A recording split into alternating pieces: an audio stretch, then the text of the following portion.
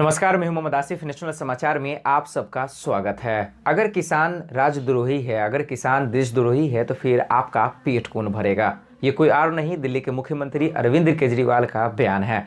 उन्होंने मोदी सरकार पर निशाना साधा और कई ऐसे सवाल पूछे हैं जिसका जवाब मोदी सरकार क्या देती है ये आने वाले वक्त में पता चलेगा। लेकिन आपको बता दें कि आज शाम में दिल्ली के मुख्यमंत्री अरविंद केजरीवाल और साथ ही दिल्ली के उप मुख्यमंत्री मनीष सिसोदिया जी दिल्ली के बॉर्डर पर गए, किसानों से मुलाकात की, उन्हीं परेशानियों को जो है उनसे पूछा और किसानों के हित में बहुत सारी उन्होंने बातें कही। और उन्होंने कहा कि आज मोदी सरकार इन किसानों की परेशानियों को क्यों नहीं देख पा रही है। उन्होंने ये भी कहा कि आज किसान को राजद्रोही कहा जा रहा है, देशद्रोही कहा जा रहा है। तो अगर ये राजद्रोही है, देशद्रोही है, तो ये आखिर पेट कौन भरेगा? देश के जो अवाम हैं, देश की जो जनता है, उनका पेट कौन भरेगा? क्योंकि आज देश में हम लोग जीते हैं तो इन्हीं तमाम किसानों के बदौलत। ये सवाल छोटा है लेकिन इसका जवाब बहुत बड़ा है। सवाल छोटा है लेकिन इसमें दम बहुत है। सवाल छोटा है लेकिन इसमें वजन बहुत है, लेकिन ये उनके लिए वजन है। इस सवाल में दम उनको तब समझ में आएगा जब किसानों की दर्द को समझ पाएंगे, किसानों के परेशानियों को समझ पाएंगे।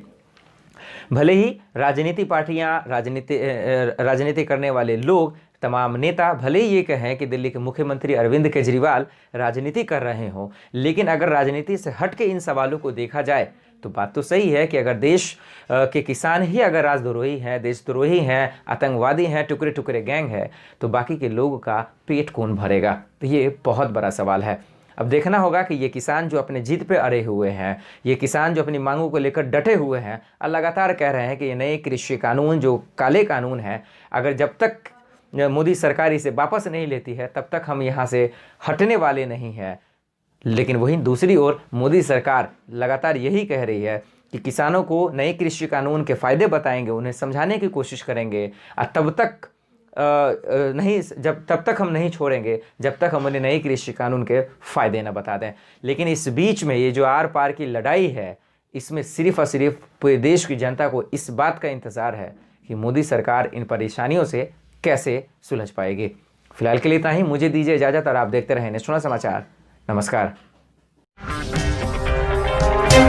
अगर आपको हमारा वीडियो पसंद आया हो तो इसे लाइक करें, हमारे चैनल को सब्सक्राइब करें और हाँ, बेल आइकन दबाना ना भूलें ताकि आप तक हमारे वीडियो की नोटिफिकेशन पहुंचती रहे। आप अपना सुझाव हमें कमेंट बॉक्स में दे सकते हैं। हमारे साथ जुड़ने के लिए शुक्रिया।